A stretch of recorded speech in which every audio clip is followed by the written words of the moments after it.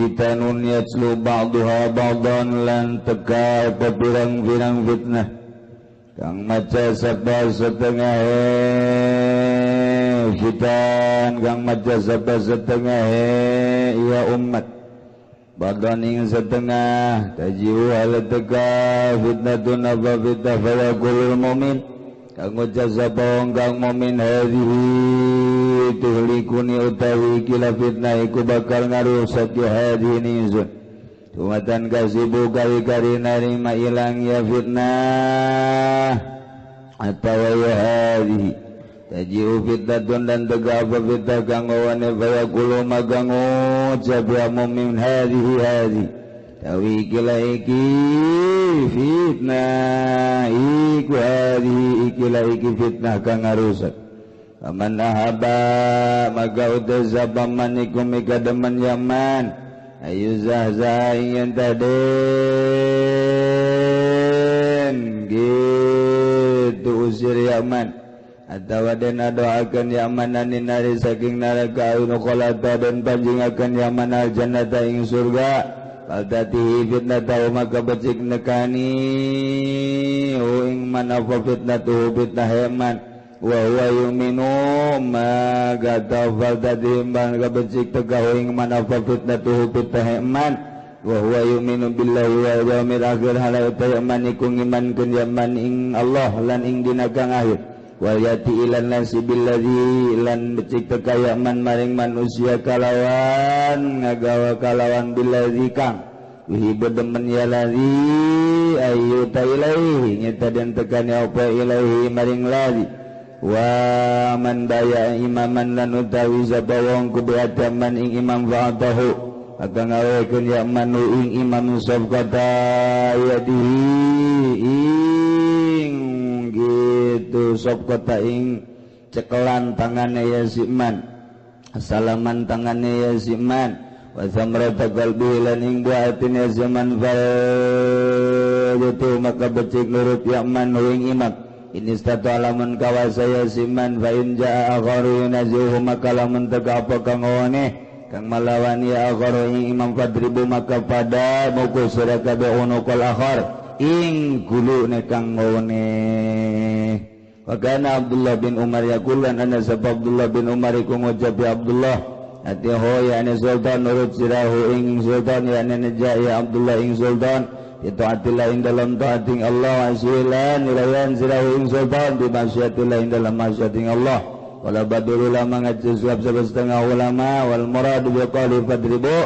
yang tegadan karabagan kalan ucapan kanjing Nabi ngucap menapan fadribu naqal akhar wa azluhu wa khaluhu laqatluhu amalatuhu Dawi iya murad iku macote akhar wa kalau tegese macote akhar ngabedole akhar orang mateni akhar tegese ngamateni akhar wala badun lan ngucap setengah ulama al muradu bi taikan kabugan bihi kalawan gitu kaulihi fadribu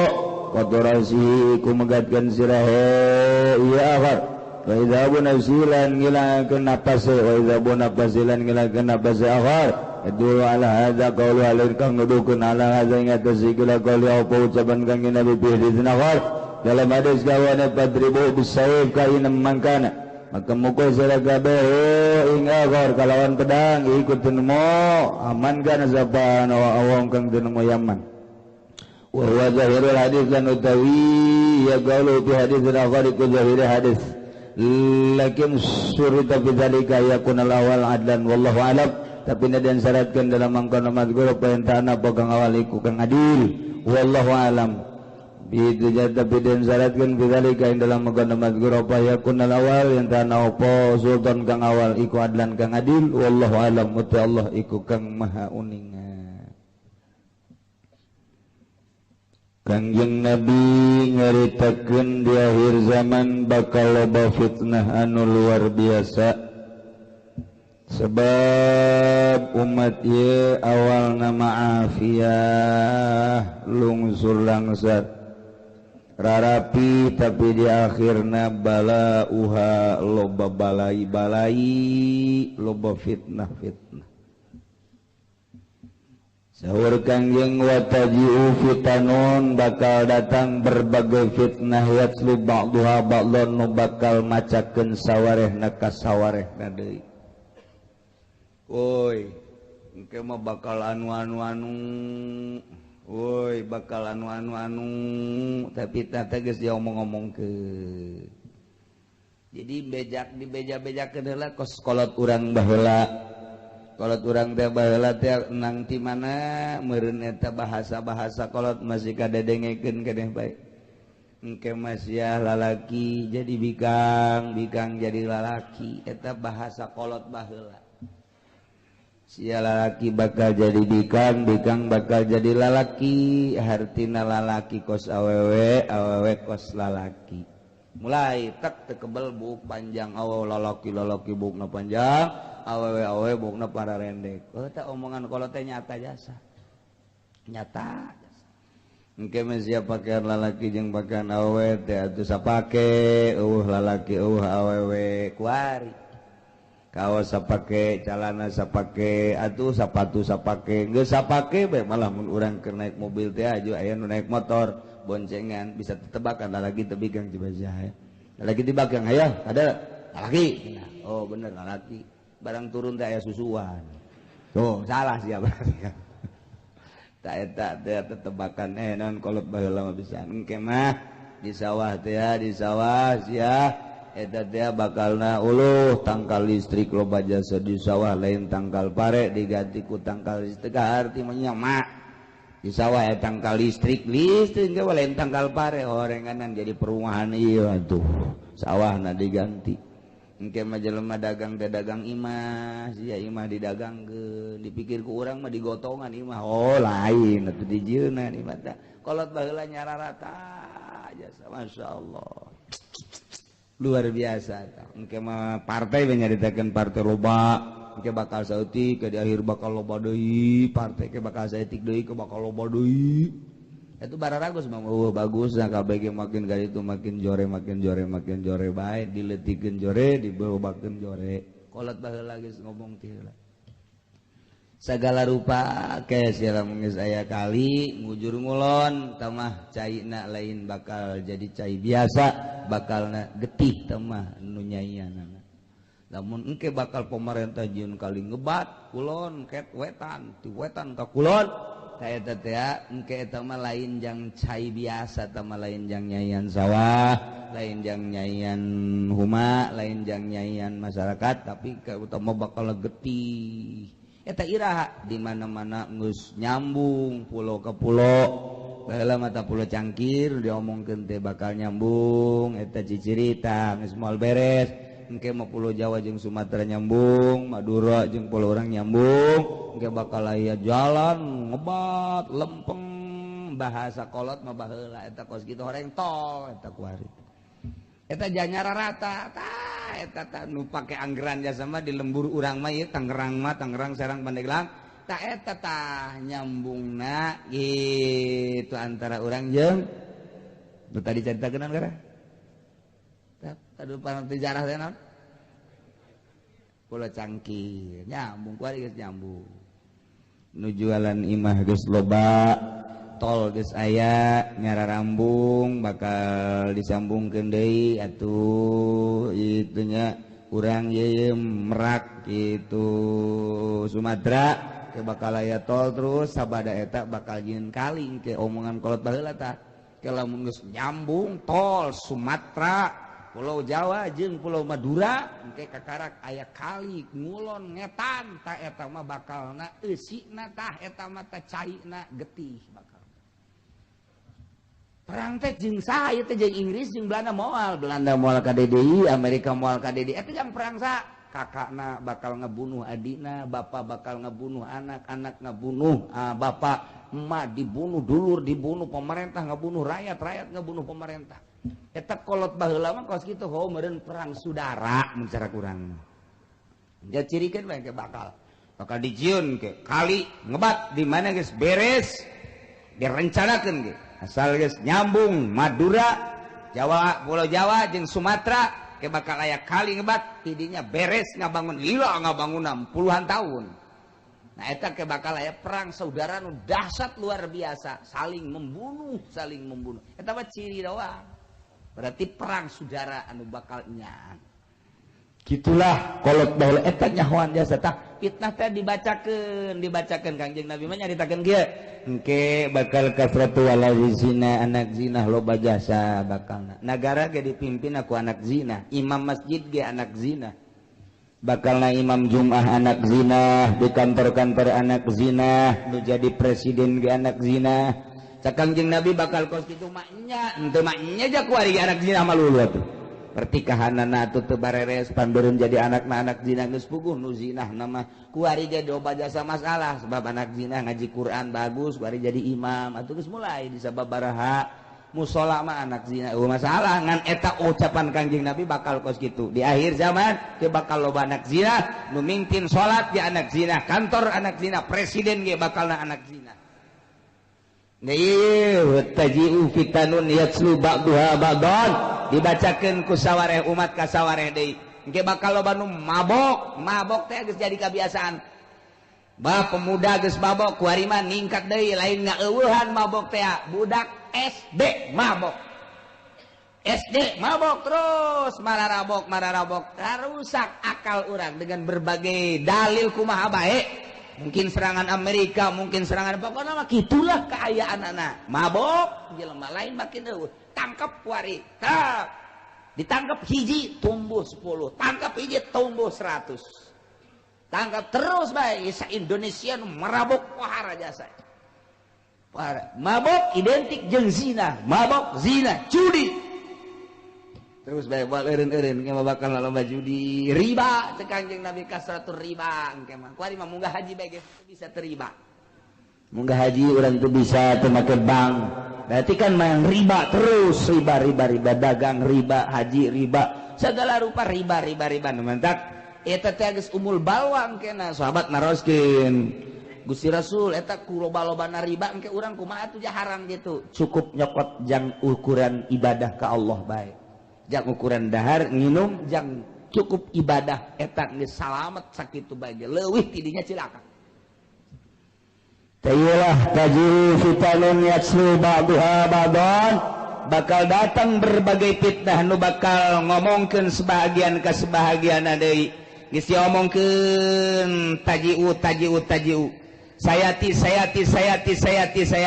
Kangjeng Nabi geus nyaritakeun bakal datang tah kuari urang tahun 2000 pas jasa naon nu diucapkeun ku Kangjeng Nabi di tahun bangta 1400 kali tuna makin mantap makin loba makin dahsyat fitnah teh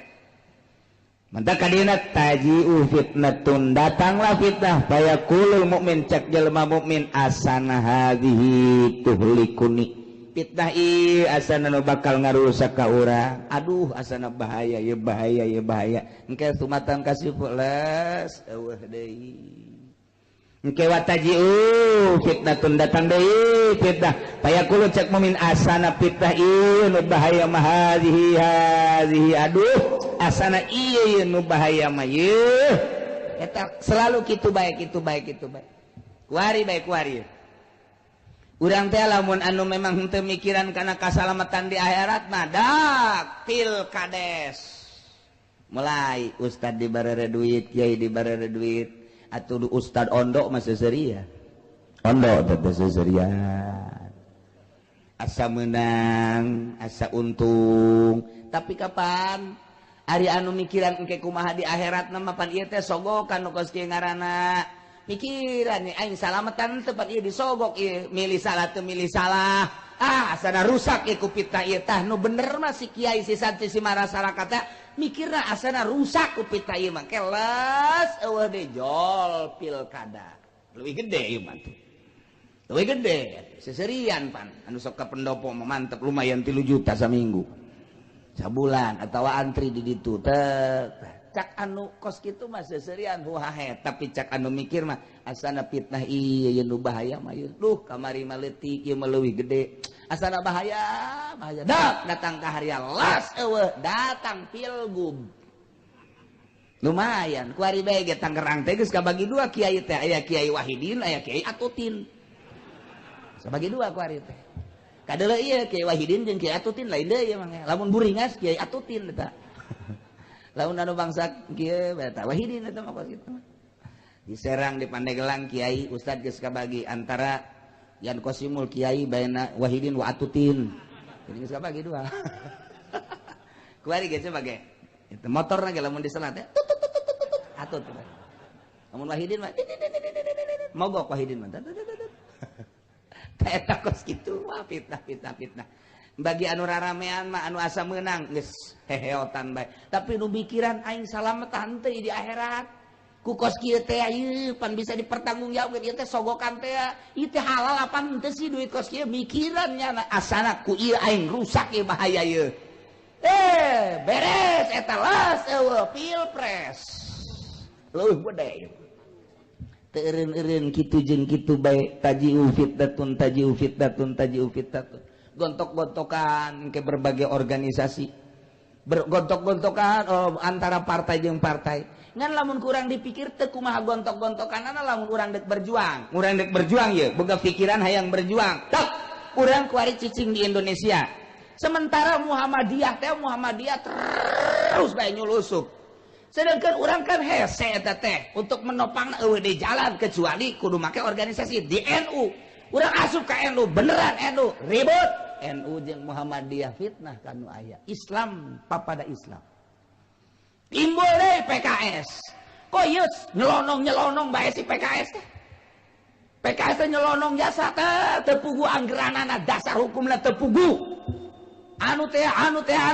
urang otomatis kan nyeun tandinganana partai berarti dak naon dia partai urang ieu tadi PKS kuari urang PKB geus eueuh maot ge bibirana anu aya keneh tapi wujud Gang Adam iku bae tah urang lamun deuk berjuang mah eueuh deui lantarannya nyulusup ka birokrasi atuh urang ge kudu main birokrasi kudu berarti kudu ditandingi ku urang sedangkan ditandingi teu eureun teu repeh lain deuk ngabaju ke negara ieu jajah hayang-hayang hebat dirina ribut piributkeun teh loba jasa diantepkeun ku urang eleh urang teu diantepkeun ribut deuk kumaha coba kos kuari ye mun diantepkeun bae orang NU kaserang ye ku Muhammadiyah lamun diantepkeun bae organisasi NU teh kaserang ku Muhammadiyah nyana masuk melalui birokrasi geus lain nyaritakeun demokrasi deui nyaritakeun hukum dibawa ku nyana tah ieu geus bahaya jasa kan aya di zaman Gus Dur bapan ulah aya unsur-unsur hukum demokrasi bae hukum mah cekelan di organisasi bae kuari mah ngarayap lamun ngarokok diharamkeun melalui kitu birokrasi berarti kan geus ngarayap lamun tolak tilu jadi hiji melalui birokrasi kan berarti geus diserang lamun anak angkat geus jadi menang berarti kan geus melalui birokrasi mui kuari diusapan titah nyeun keputusan kan berarti ia diserang ku Muhammadiyah urang maca diserang ge tapi orang Jogja mah diserang diserang kalau inget ke Haji Muhadi bae maca koran di dia hari Senin Bupati sedang apel diserang apa ya dia maca korannya ini diserang bagaimana ya ada apa ya mana coba lihat diserang bukan diserang oh iya diserang aduh Bupati hari Senin apel diserang sama apa diserangnya serang sia udah serang atuh salah maca bahaya tah ieu caritana urang ieu mun nyaritakeun perjuangan nyeri hate teh nyana terus bae nyulusup NU na ieu HS bae ngees serangan partai dengan saukur ngaranna doang partai Islam P3 partai Islam PKB partai Islam naon deui geus berarti geus tuh BPR dan lain sebagainya ngaran doang perjuangan nama tetep baik PKS nyulusup coba halangan atuh kusia mun urang gairah timbul aing tampil teh ieu mah nu tampilna si bangsa bocokok deui bae kuduna anu siap ngaberesan tah ieu urang beuki lamun deuleu kadinya rapuh amat atuh Indonesia teh rapuh amat kumaha kahareupna timbullah gairah hayang hayang urang fitnah nu aya perang antara politik partai jeung partai, perang antara organisasi-organisasi. Urang cicing berarti nyana terus-terusan merajalela. Urang berangkat perang teu eureun-eureun. Ilah zaman fitnah ngaranna lantaran henteu leuleuy hatena henteu tawadu. Ieu mah pahayang-hayang kabeh. Pokos imam masjid bae, imam mushola. Nu pantas mah jadi imam teh itu, dia mah kurang pantas lantaran nyana nu hayang teu terus bae wala doholin terus bae. Teu pararantes sabenerna mah. Eta teh terus bae gesek-gesek. Iyalah zaman fitnah teh kos kitu tajiu fitnatun. Ye terus teu eureun-eureun fitnah. Moal eureun-eureun terus bae ieu mah. Mantak lamun keur mikiran kieu amat ieu sih. Padahal bupati naja kurang kumaha tapi geuningan gerak-gerakan bupati anu kitu keneh tah ieu teh deuk iraha atuh pembisik-pembisikna mantak naon atuh bisiki maka bisikan-bisikan agama ternyata nu deukeut jeung jelema gede teh teu pernah ngabisiki agama boro-boro ngabisiki agama korenyanana ge atuh teu nyahoan ka agama ieu beuki hancur fitnah kadituna beuki ambalaya. Engke mah meureunna nu nyahoan ka pangeran meureun nyahoan maraca buku bae jeung di laptop bae terus bae meureun. Belajar teh make televisi, make kitu buku, kabelah dieuna koran, henteu make belajar langsung ti guru geus waktu. Fitnah makin fitnah kuari nu oleng otakna loba jasa. Anu nyokotan wiridan ti buku di wirid, nyokotan buku nyokotan wiridan ti televisi, nyokotan wiridan ti kitu naon kitu ngaranna ti satelit dan lain sebagainya ayeuna kuari oleng jelema gede aroleng akibat tina wiridan kos kara itu kos nanahonan. Nah iyalah fitnah zaman fitnah teu beunang salah saeutik tah nu mentek ieu dicaritakeun ku Kangjeng Nabi bakal pohara luar biasa fitnah faman ahabba saha jelema nu dikahayang ayu zahzah dijauhkeun tina neraka yudkhala jannah atau diasupkeun ka surga fatatihi fitnatahu maka kudu ngadatangan kana fitnahna wa huwa yu'minu billahi wal yaumil akhir bahasana kos kitu tapi nu dimaksudna mah kieu fitnah pasti datang tapi jelema tetep bae iman ka Gusti Allah iman ka yaumil akhir lamun hayang salamet jauh tina neraka hayang salamet berarti asup ka sorga ketika fitnah datang ulah milu-milu cicing bae iman ka Allah iman ka yaumil akhir tetep bae teu bisa diganggu gugat teu aya tawar menawar nyana mah kitu bae eta salamet geus kieu bae geus cicing. Waalaikumsalam. Ieu aya sumbangan ti Atut gede teh leutik leutik haram gede ya maja haram main sama mobilin dan sama motorin sama mobilin halal aduh masya Allah. Waalaikumsalam. Ijaya ya tisati itu sebenarnya 500 haram bejakeun haram 500.000 haram aing mah geus moal tanggung jawabna di akhirat hese minggu harap dikiriman deh berarti 5 juta haram tanggung jawab nah hese lah bong nganda daletik soran haram minggu harap dikiriman seperti 20 juta haram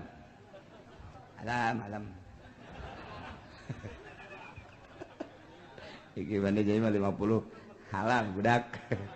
50 mah bakal beli apaan sakan urut bae mah halal tamah lamun 50 juta deui bae pidato ya kiriman dulur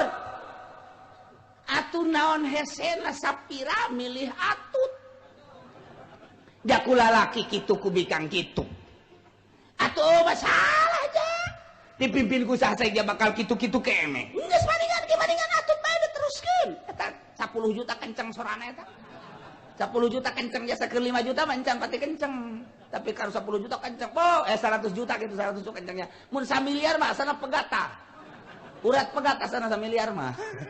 eta tolol jasa ieu kuari kiai teh lepas dari kalah dan menang lepas dari begitu atau tidak begitu haram tina jihad milih awewe nage geus haram tapi ieu kajen ka masyarakat mah bodoh ieu kiai nu nyaho hukum kolol lagi tolol deui tama ibnu tolol wa ibnu goblok sama tuh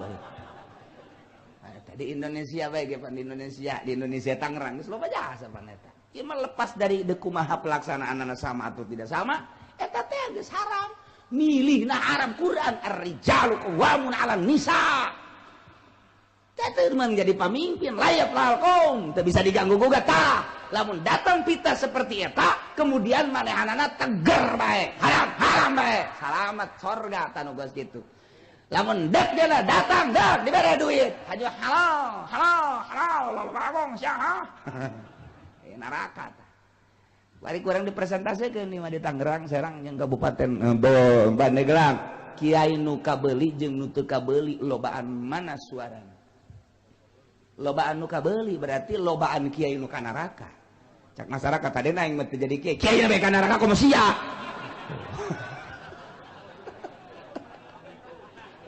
Aduh, ya nuturkeun kiai ban. Kula mah cenah atuh. Tadina mah endek anu itu lalaki ngan kiai kula ngajak ka awewe atuh kula nuturkeun bae lah ka kiai kula mung fitnah. Puguh eta fitnah keur datang tolol sia. Ngomong pan kos bener bae.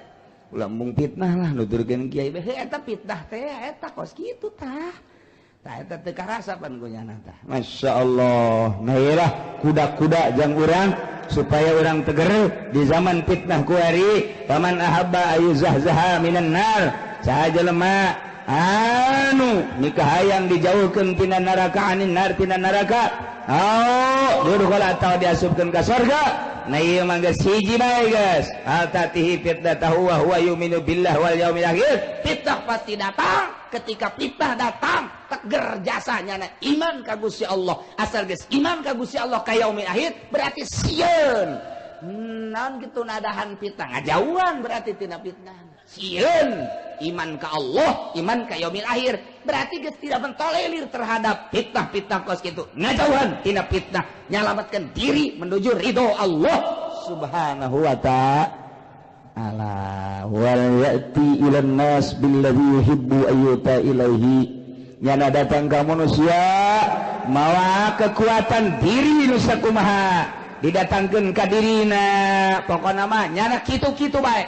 Keur sorangan kitu, keur babarengan jeung manusia kitu bae. Geus percis kos dina engke bakalna kos tengah peuting aya damar. Percis kos dina sirah anu bulu buuk da hideung aya hiji nyeng celing teteh naon ngaranna huwis.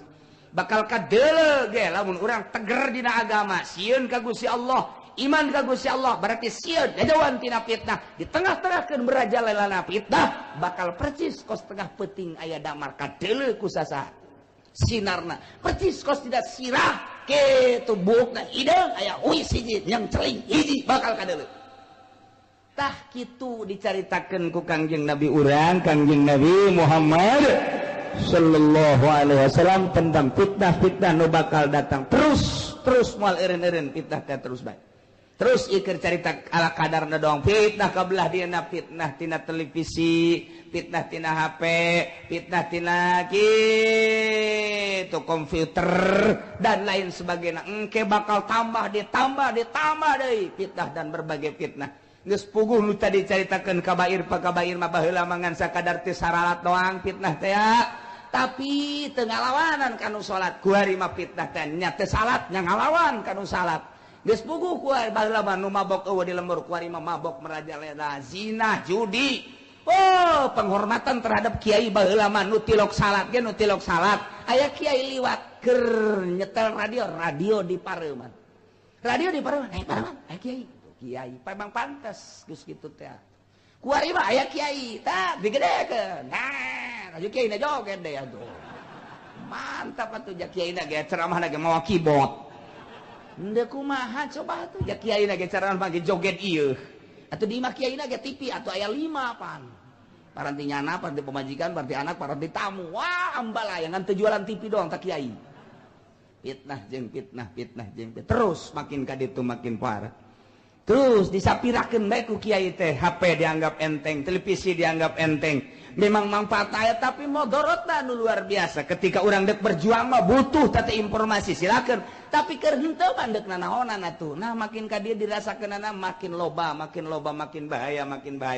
amburadul kadituna sarua bae baheula seragam Sabang sampai Merauke bahwa duit bank riba bunga bank riba nu tentang kamari ieu kurang kumaha teteh di zaman bapak-bapak urang komo bapak kolot urang mah kadenge ngejelengeng keneh teh rentenir teh haram bunga bank haram Sabang sampai Merauke di Indonesia ulah nyaritakeun internasional nasional seragam kabeh mulai tek aya hiji dua halal ditukil ku kiai make jamul jawame bahwa bunga bank teh halal di jamul jawamean masyaallah ku berani-berani teh geus teu kudu dilawan tah mah ku sia jamul jawamean goyatul usulan los leg-leg ku sia tapi urang mah geus boga anggaran kurang kumaha Fathul Muin kurang kumaha kitab kitu naon ngaranna Ihya na Minhajul Abidina jeung berbagai kitab-kitab fikih bacaan bae geus kuda nukil-nukil mab saralah kuari tukilan-tukilanana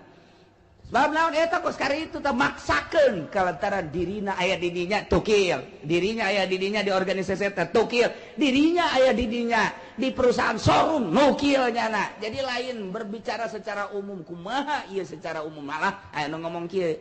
sabenerna mah eta teh riba teh tah nu diharam-haramkeun ku kiai eta teh cenah kiaina bodoh sabenerna aya nu ngomong gitu lagi kiai tah mah kiaina bodoh sabenerna mah ieu teh ieu naon ngaranna bank eta teh sabenerna mah perusahaan kiai nu sabenerna mah showroom tah kredit eta teh sabenerna perusahaan kiai santri teh kudu nama usahana kos kitu teh jadi teu capek tapi untungna gede nu sabenerna mah eta teh diciptakeunna kudu ku santri mun santri pala linter mah eta kiai anu ngomong kos kitu mudah-mudahan panjang umur teh beta kieu teh mudah panjang umur bisa tobatna masyaallah geus kabali ngerjasa selidik horenganan kiaina anakna boga showroom atuh ai endek boga showroom mah ulah ngomong-ngomong kos kitu terus bae leg-leg ka apa ku kiai jadi orang koros mah tuh tah ieu timbul ucapan-ucapan fitnah jeung fitnah keur nyaritakeun fitnah tungtungna kiai jeung kiai fitnah ku teu seragam dina hukum teh maksakeun diri iyalah di akhir zaman bakal loba fitnah terus moal eureun-eureun fitnah teh bakal terus menerus hiji jelema nu salamet tina fitnah anu iman ka Allah jeung ka yaumil akhir hartina tetep netepan dina sieun ka Gusti Allah Subhanahu wa ta'ala